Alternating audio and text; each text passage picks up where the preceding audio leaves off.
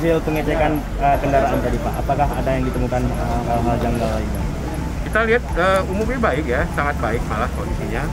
Tadi saya mencoba beberapa kendaraan itu sangat nyaman ya, sangat nyaman dan saya lihat dari data yang dikumpulkan oleh teman-teman itu kondisinya juga baik. Kami berharap pemudik itu memilih kendaraan yang benar-benar baik, kemudian izinnya jelas ya, bukan kendaraan-kendaraan gelap ya, sehingga keselamatan itu lebih terjamin.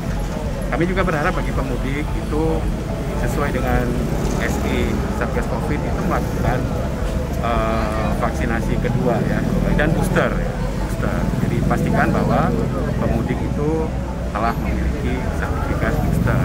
Bagi yang tidak booster tentu mereka punya mekanisme lain, yaitu pengujian pengecekan baik itu PCR 3 kali 24 jam dan antigen ya 1 kali 24 jam.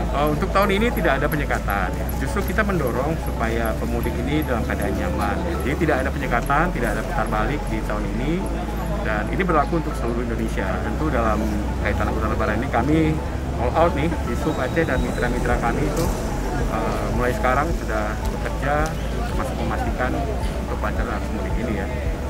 Dan kita beberapa spot yang akan kita kawal itu misalnya adalah penyeberangan juga ya.